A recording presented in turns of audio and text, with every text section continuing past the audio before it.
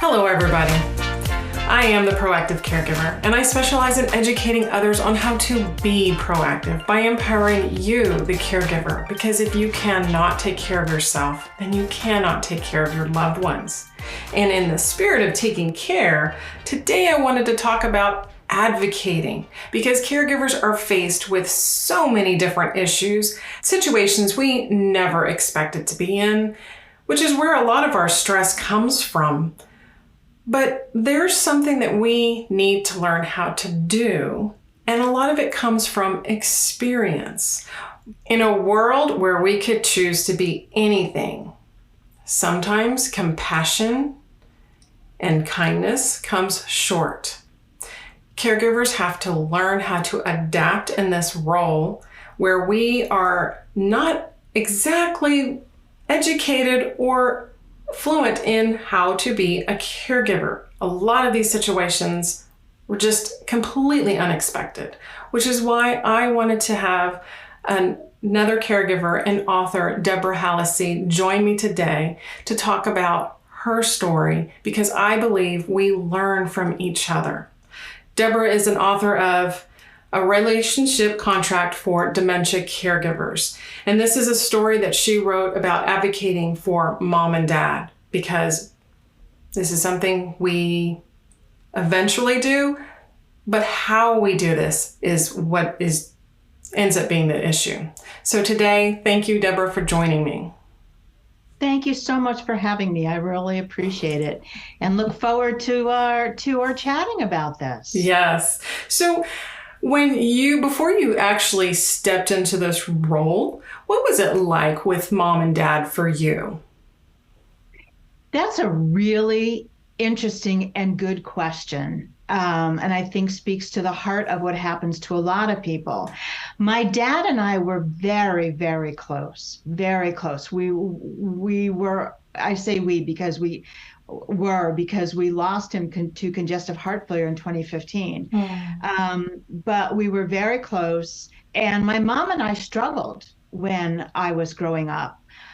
We were very different from one another. And so when my dad died and I knew that I was going to take over his role as my mother's caregiver, I had to be really aware of and cognizant of preserving and healing our relationship, because this had the potential to really blow up something that was difficult during my childhood and growing up years.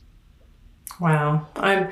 It sounds already similar to my situation. My dad is gone, and I wasn't exactly my mom's favorite.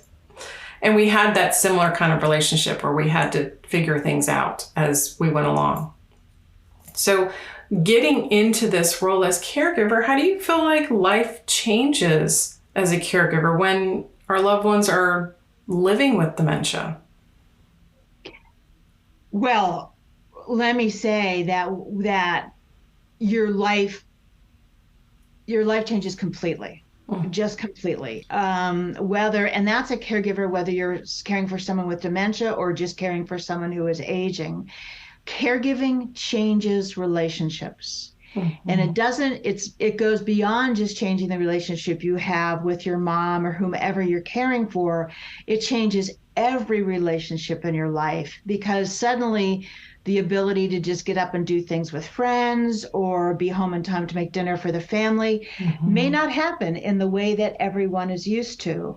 And so if I could give one piece of advice to new caregivers, it would be to say, look, every relationship is going to change. And you need to figure out and work with people so that those changes are a positive change and not something that is detrimental to any relationship that you're in. It's hard work. It is. Beyond the physical and emotional things that the caregiver goes through, the changes it makes to your relationships and working on those relationships is absolutely hard work. Yes, I agree 100%, because when I stepped in to care for my mother, I honestly thought it was going to be fun. And looking back on it now, I can't believe that I was somewhat naive that this fun relationship, oh, we're going to have more time to hang out, we can go to lunch more often, we can go shopping, and it never became that. It's just was so different, and the longer we were together, the more our relationship was strained. Yeah, it's interesting because I was very fortunate in that my mom was willing to make changes, Mm. and becoming her caregiver actually healed our relationship. And that is not what I expected, but I am so incredibly grateful for it. I really Mhm. am. Yeah. Yes, and that's thankfully I can say that as well. It took several years, but over that time period, I feel like I'm a better person now than I was before I was caregiving, because not only do I have a better relationship with her, I feel that I relate to others better. Yeah, it has a way of really clarifying what's important. At least I found that to be true. Mhm. And, to a caregiver requires emotional intelligence and empathy. And those are skills you can learn. And those are skills you can apply to people that maybe you never did apply to them before. But Mhm. I agree 100% that changes you. It does. Caregiving changes you in a hopefully a good way, like you and I experienced. Right, right. And I understand not everybody experiences that because everybody comes from a different background and different relationships to begin with. So the fact that it changes eventually, it's really tricky. So what kind of changes did you possibly notice before caregiving and then stepping in with your parents and then becoming their advocate? What kind of changes did you notice along the way with that transition? I One of the changes I noticed is that I went from resentment to acceptance, Hmm. right? Like when my dad was in the hospital and I didn't think he was coming home. So in the hospital in November of 2014 for 2 weeks, and I moved in with my mom to be her caregiver, continued to work, go into the hospital to make sure I knew what the doctors were doing and staying on top of that. Hmm. And I can remember laying in bed at night and thinking, where do I start? And then the other thought was, I don't want to have to do this. Mm. And the I don't want to have to do this came as much from I didn't want my dad to die as it came from I'm not ready to take on what will really mean uprooting my life. And I Right. kind of had a glimpse of that because I saw how my dad, as my mother's caregiver, um, his life changed so drastically. It Mm. really did. Not only to become responsible for more and more things around the house, but he became more and more responsible for more and more things for mom, both physically. So in Hmm. the very beginning, it was I'm not ready for this and resentful. And then I became to realize that how much my life was going to change. I'll Oh, give you a quick story. sure. My I had plans to go to Atlantic City for a couple days with friends, and when I was not with my mother, she had 24/7 live-in care because she was legally blind, and Mm. her caregiver had to go to the doctor Monday morning, but she said I'll be back by 11, and my mom could be left alone for a little bit. So about 10 o'clock, I left, and I was literally sitting in the driveway about to drop my dog off for where he was going to stay. And I get a phone call from the caregiver, and she says, the doctor's admitting me. And I Oh. was like, seriously? Seriously. Oh. So the first thing I did was hang up the phone. I called my friends and said, I can't go. And Hmm. thank God they had both been caregivers, so they got it. They're like, Hmm. don't worry, do what you need to do. I called the daycare and said, I'm sitting in your driveway, but I'm not bringing Josh in. And then I went home and packed additional clothes because I hadn't planned on it.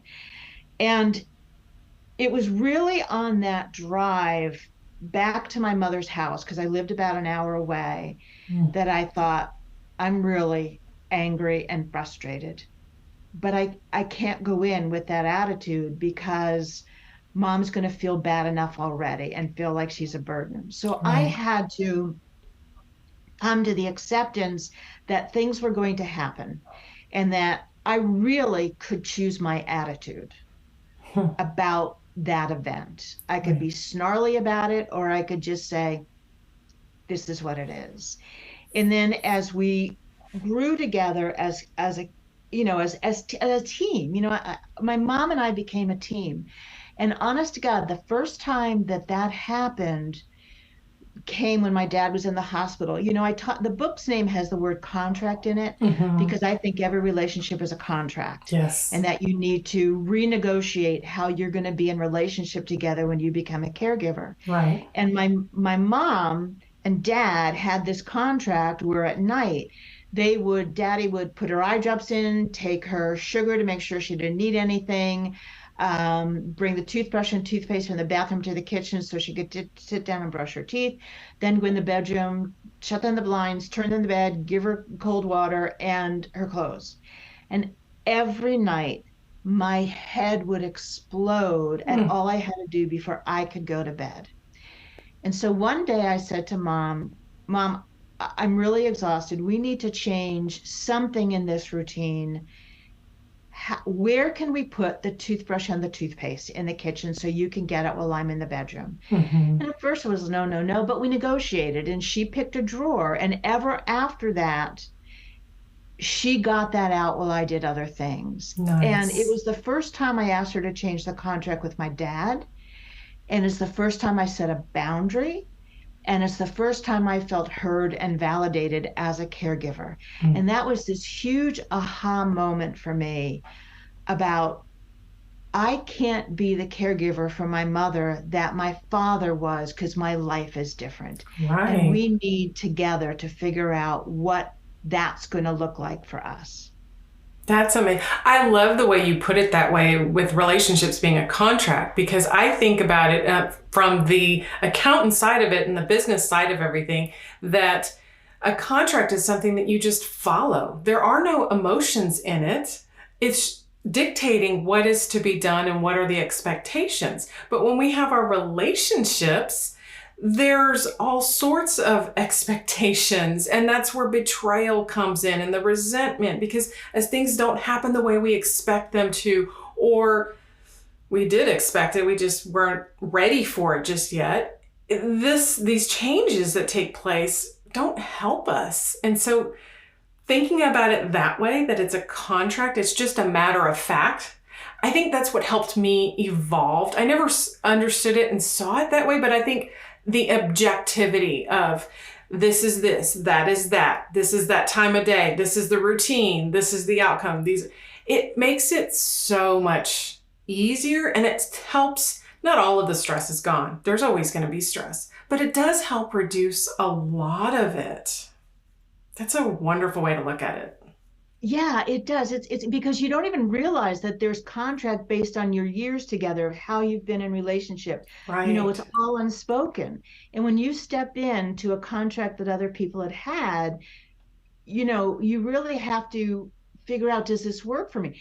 I will just say really quickly that the best way I can explain it is, think about a couple where one of them has lost weight, a significant amount of weight. And then the way they've been in relationship together was to go to dinner 3 nights a week and to go to the movies and get popcorn and candy. And all of a sudden the other person sets this boundary that says, no, I don't want to go to eat that often. Right. Or, no, I don't want to go to the movies, because it puts the weight loss in jeopardy. Well, now all of a sudden you've changed the way you're in relationship.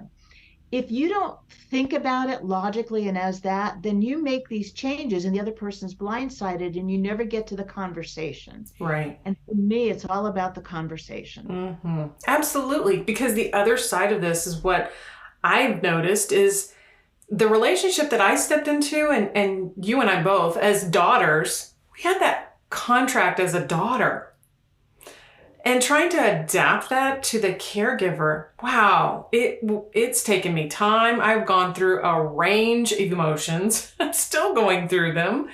But this different contract of, okay, now I have to set boundaries, and now I have to make it clear to you that this type of behavior upsets me or hurts my feelings. This is where I have to step away because I need a breather. This is where that's a whole another territory when it comes to this contractual relationship. It is. And the interesting thing about thinking about a contract, it puts you adult to adult. instead Right. of that mother-child, Right. right? And that's really important. It is. And even as I went from daughter to adult, and as time progressed, and unfortunately, as dementia does progress, we kind of had to shift again, and our contract shifted again. So then I became parent and she became child. And that was a whole new dynamic that created again the emotional roller coaster. But that contract kept changing and continues to change. Yeah. Yeah, it will. And if you're a dementia caregiver, I will just say that, in that early stage, you can still adjust the contract, right? Because there's still enough going on there you can. And the idea is to really concentrate on understanding how they want to live their life out and their early years, because that's so important to how they're going to live out the disease and interactions and behaviors. But beyond the first stage, that contract needs to be with you, the caregiver. You become the most important partner, the most important person in this care partnership, and creating a contract with everybody else in your life that supports the life you're now living is Mm-hmm. really, really key. And that's hard Yes. sometimes if you have siblings who don't see it the same way you do. Oh, I absolutely agree. It was hard enough to see eye to eye with mom, and trying to make sure I was eye to eye with my siblings just didn't happen. Still hasn't. But, Yeah. we live and we learn, and that's where the boundaries have to be placed. It is, and that's where we have to realize what our own maybe unspoken expectations are. One of the things that I say all the time in presentations and working with clients with siblings Mm. is I don't care if it's just two siblings or 10. Mm-hmm. Every single child had a different childhood. Yes. Different Yes. child, gender, birth order. Was mommy really sick when she was pregnant with you? Was dad out of a job when it was the third? Whatever it is, Yes. every child has a different relationship. And I think where we get caught is this, and it comes from society a lot of times, is end up in a certain way. And because of that different childhood, they simply cannot. So I always say to people, look, you have a family of origin. You have your nuclear family. They may or may not be able to support you in the way you need them to, but we all have a family of choice. Those Yes. people that we gather around ourselves at the support system. And if your family of origin can't do it, then it's okay to look to your family of choice for the help you need. Right. Right. And that's where I had to create my new family of choice, my new family of support network. Because without it, I think I would have gone crazy long time ago.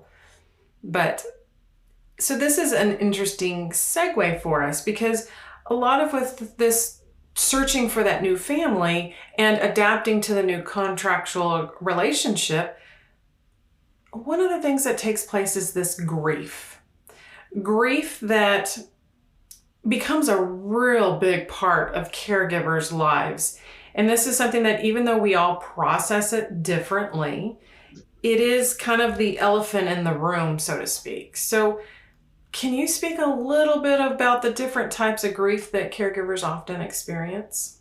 Yeah, I always say caregiving runs through grief like a river, and you Mm-hmm. just don't know when it's going to come up. Like when my dad died, I was so focused on my mother who had lost her partner of 70 some years, because they started dating when they were 16, and Oh, wow. they were married 62 years when he passed. Wow. That I was so focused on her that I never got to grieve my father. And it was about 3 months after he died, and I Mm-hmm. walked into a Hallmark card and I burst into tears because I Mm-hmm. thought I will never buy him another card. And Yeah. I walked right out. And you have to let the emotion come up and just feel it before, so you can get to the other side. But there's two definite types of grief that we don't often talk about. Grief when somebody dies, society is like, oh yes, I'm so sorry, Mm-hmm. you get all the support you need. Right. But during caregiving, there is ambiguous grief. And ambiguous really got defined when soldiers didn't come home from the war, right? Mm, It's like right. uh, like all of a sudden they're gone and you don't know what really happened to them. And Mhm. in for dementia caregiver, the person you know is gone and you don't know what happened, but they're still in front of you. Right. So that grief, that ambiguous grief of where'd they go, where are they, is so awful. And then there's anticipatory grief. And the anticipatory grief is at the loss of the person as they were. It could be the loss of your life as you know it. It could be the loss of financial stability. You know, Mhm. those are very much a part of caregiving, particular caregiving for people living with a progressive brain disease. But there's a third one I discovered, and the third one is really interesting. It normally appears after someone passes, after and the Mm, caregiver no longer is in that role. And I actually hit it when my mom moved from our family home into the assisted living. And mm. that's called grief relief. And that is the Right. grief you feel when the person dies, or the grief I felt out of moving my mom out of her family home. But at the same time, the relief I felt that I was no longer 100% responsible for her. And in that grief relief, there's really guilt as well. Yes. So if dementia caregivers wind up moving someone into a memory care, don't be surprised if you have that grief relief. It's an absolutely normal reaction. It is, but understanding that at first is really hard to come to because I had that grief. Oh my gosh, I experienced that for the first year, it seemed. And even though it was the ebbs and flow of relief, because as I was able to eventually venture out and have lunch with friends again or happy hour or something that I wasn't normally doing beforehand, I had those moments of, oh, I'm so glad that mom is secure and safe elsewhere and I'm able to do this. And then later, no more, shortly thereafter, I'm already having that feeling of, oh, gosh, I hope she's okay. I hope they're doing what she needs and she's not causing any problems. I hope they're understanding her behaviors and off the wall comments. I just, going through all, maybe I should have kept her home longer. Maybe I could have done a little bit more. And I usually had that thought when I finally had the chance to feel the relief. Then suddenly I would think I could have done more. I should have had kept her longer. And that back and forth just never stopped. I know it's crazy, isn't it? Like, and the relief makes us feel guilty, which is kind of just crazy. But guilt and grief are the two emotions that just underlie caregiving all the time, that we need to let go of the grief, like just come to realize that even if you're not perfect, you are doing the best you can. And in dementia, because people don't always remember the recent conversation, you actually get do-overs, which is fantastic. You could say, okay, today wasn't the best day, but in 15 minutes or tomorrow we'll be fine. But that grief that we feel at all the incremental losses, and that guilt that we feel because we could have done more, or I can't believe I'm feeling so good about not being responsible. You know, society doesn't recognize grief until someone dies, Mhm. and that puts us at a disadvantage because grief is such a part of caregiving, an underlying emotion. And if we don't recognize that grief in all its forms, whether it's ambiguous, anticipatory, grief relief, or whatever you want to call it, if we don't recognize that that emotion is a part of this and let it come to the top and sit with it and then say, okay, I'm going to let this go, then I find for me, it comes out in anger and frustration Yes. and in resentment. And so we really need to recognize our emotions, all of them.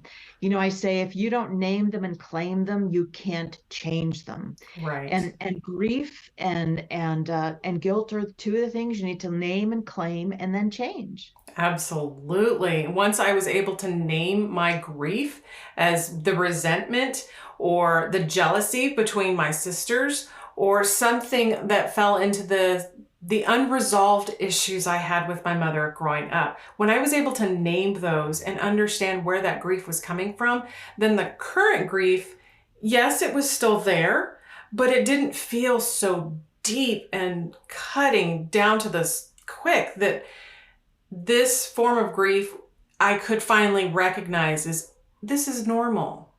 This is normal grief. This isn't something I needed to be ashamed of. This isn't something that I needed to bear the guilt longer. It's just the normal process of death and dying. And that anticipatory grief. So the interesting thing is, I love the way you explained it, because even when I wasn't in that moment of grief relief, then I have moments that I do now where mom is still in hospice, declining quicker now than she's ever before. She's in her wind down process, and now this anticipatory grief is starting to resurface. It just comes and goes with every change of our relationship and the contract and the stages. And it's just, and then we as caregivers, especially dementia caregivers, we have no choice but to adapt continually. None, because the person you're caring for can't. Right. And that brings you grief as well. Exactly. They're not who you knew. Yeah. But I'm so glad that you have realized and kind of thought, okay, yeah, I realize that once I feel these emotions and I name them, I can not let them control me. I'm still going to feel them. Right. And it's okay, but they're not in control of me. And it made a world of difference, because once they were finally named, it was released. It was something that, yes, in conversation and depending on a situation, I may have a thought or an event that might trigger that old memory, and I may feel a little of it, but it didn't take me down. It didn't make me want to crawl in bed and just pull the covers over and say, I'm done adulting for today. I don't want to do this anymore. It was just recognizing, oh, I remember that feeling. I remember that this happened and why. Right. It's so interesting. I had somebody say to me, a therapist say to me years ago, anger not expressed leads to depression.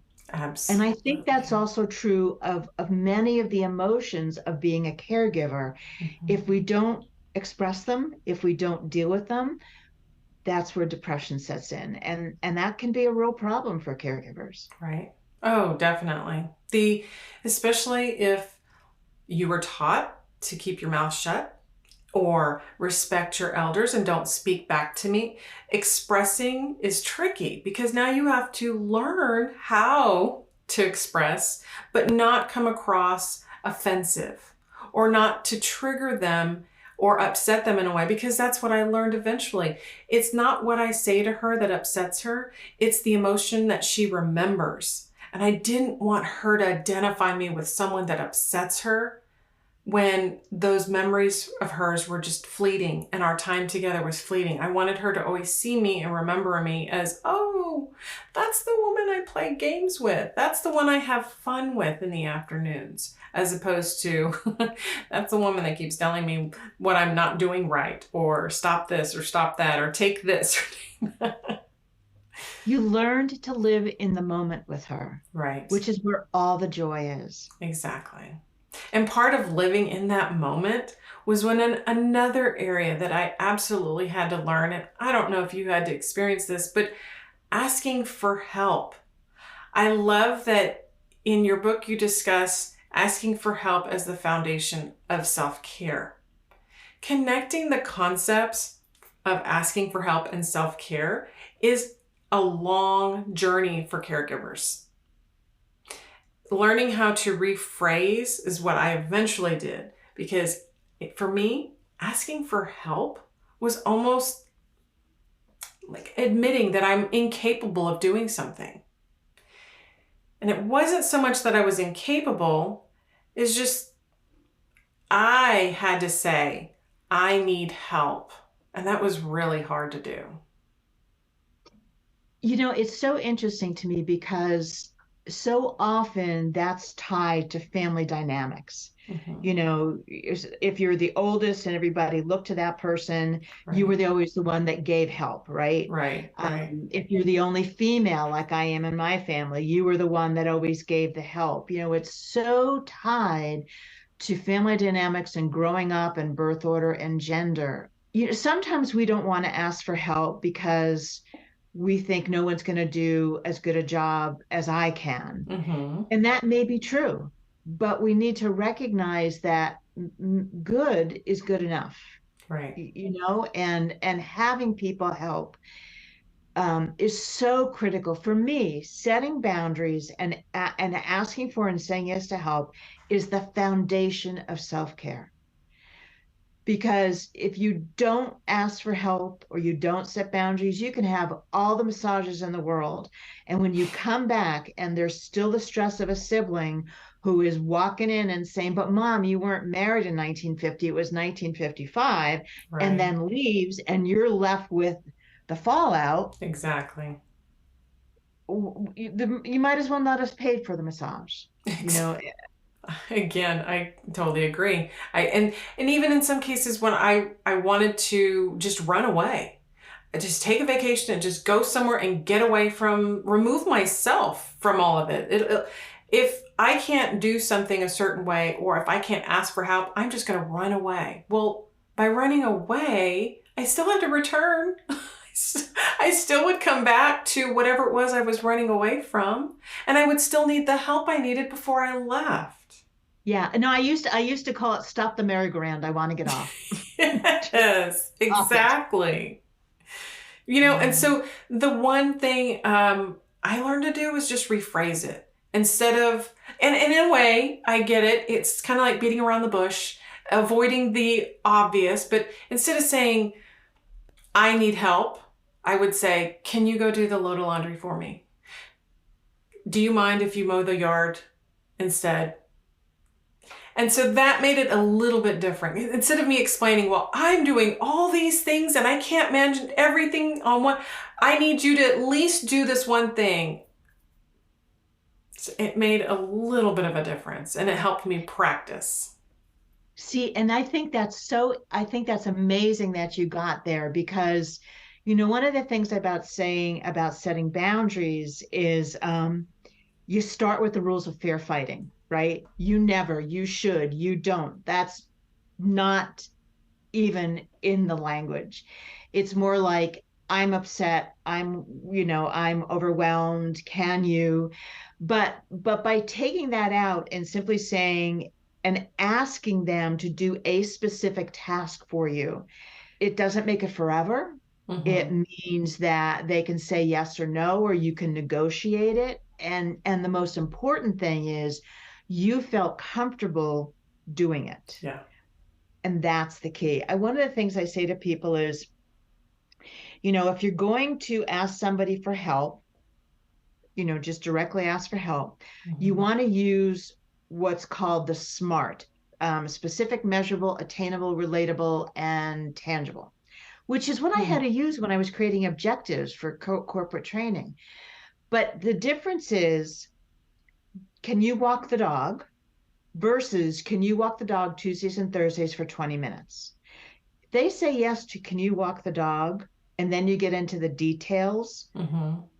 It's hard for them to say, no, I can't do it. So they might do it once and that's it. But Right. if you get all the details, then you have the opportunity to negotiate and say, okay, well, maybe you can't do it from between 5 and 7, but how about between 6 and 7:30, whatever that is. The other thing I did learn, and I thank my cousin for this, is when you're asking for help, be aware of the reaction of the other person. When my dad was in the hospital, my cousin called and Mm-hmm. said, what can I do to help? And I said, oh, could you go to the hospital at lunchtime? Because then I can come home and help mom. And she's like, okay. And I went, wait a minute.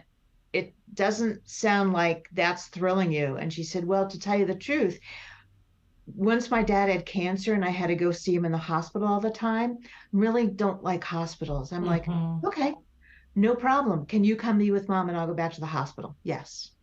Nice. So playing to their strengths is also really important and understanding what their boundaries might be. Absolutely. That made for a very nice trade-off.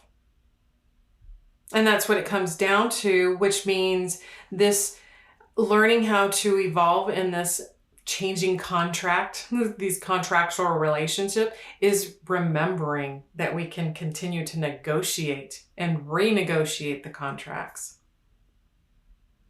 Yeah.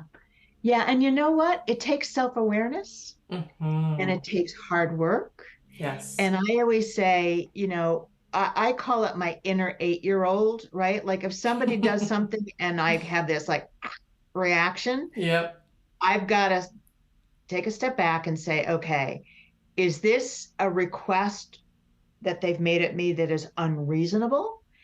Is this a request that I can say, no, but no, I can't do it, but let's have the neighbor? Right. Or is this my inner 8-year-old reacting to being eight? Because that's on me and I can't do that. That is so true. And that's absolutely the awareness. And that's what helps with that grief relief and being able to name things. Because once you name things, then other areas start to be a little bit more clear. And understanding that, see, I always say I have many different parts of me. I name them out. I have my runaway. I have my people pleaser. I have my judger. I have my doer part, and all these parts that I'm able to name. And so now I'm saying, which one is reacting to that person? Which one is reacting to this behavior? Which one is reacting to mom or to a stranger in the grocery store? Which one is that? And is it reasonable? Okay. Is it not? Well, maybe that's my indication that it's time for some more self-care. Oh, I love that. I love that you've kind of named all of your different pieces and can recognize, the characteristics of those. And in doing that, you can take that step back. That's terrific. I hadn't thought about it that way. It makes a huge difference. It helps so much because every day that I am able to spend with mom, I always go through the cleansing breath, getting into the right mindset, stepping in and making sure I'm stepping in with a positive attitude mindset. And I can leave. And sometimes I'm in that same mindset. And other times I am just a totally different person than I walked in. it's Yeah. it's like you said, it's just the awareness and recognizing it. And you have to because you never know who mom will be when you Right. walk in. Will she be the teenager? Will she be the new spouse?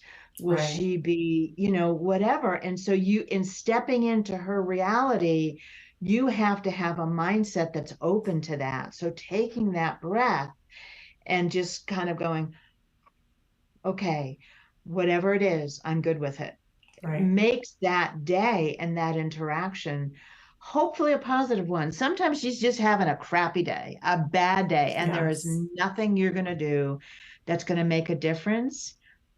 But you also have to give yourself grace and not make that your problem on those days. Right. So on those days that she's having those issues, that's when I realize I have to become that advocator more than normal.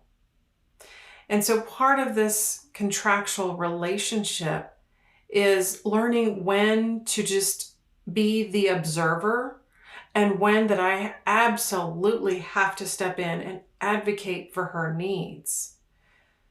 How do you work with caregivers and help them to recognize that and understand the Yeah. difference?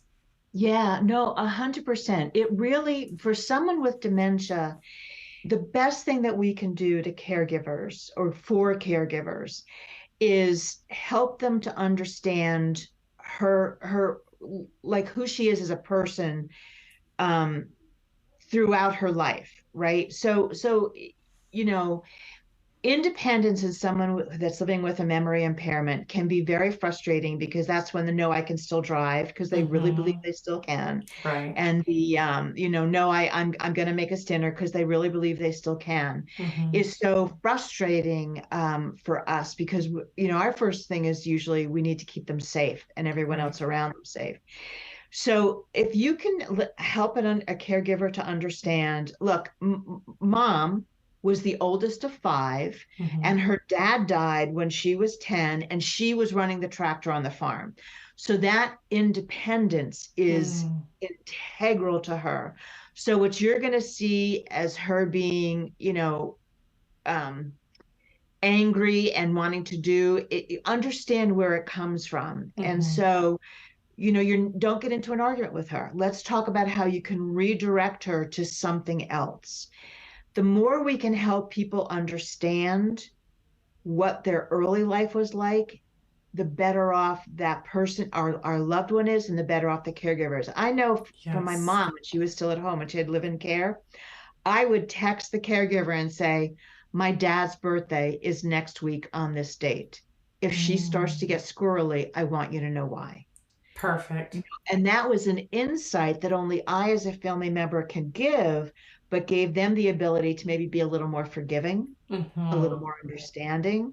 And as an advocate, you absolutely have the right to call somebody out if they are not doing what you've asked them to do, and even say, I really need to switch caregivers. Like, even in a community, you Right. have the right to go and say, this is not a good match for my mother.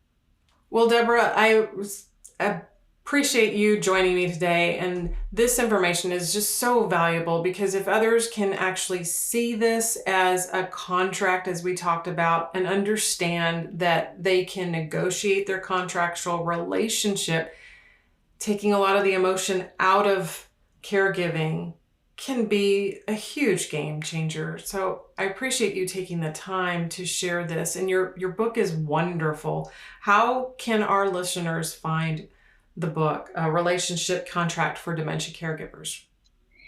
Absolutely. It is out on Amazon. You can search for it by my name or by the name of the book. I really hope that it is helpful to people. It was written with that intent in mind. And I can't thank you enough for asking me to join you. It's been so much fun to have this conversation with you. It has. And I just want to say it is another one of those universal things where God joined our paths. And ironically, the way we met each other and realized right away, as from one caregiver to another, that this conversation needed to happen. So I'm so glad you took the time to chat with me today. And I believe that we can help other caregivers one story at a time. Yes, and thank you for letting me share my story. Absolutely. So I hope this gave you more food for thought. You can find more information about this in the partner blog on www.proactivecaregiver.com. And until next time, ladies and gentlemen, be proactive. Take care, everybody. Thank you for joining today. To find out more about becoming a proactive caregiver yourself, visit proactivecaregiver.com and subscribe so you never miss an episode. Music provided by www.joystock.org. The Proactive Caregiver is produced by Canon Light Media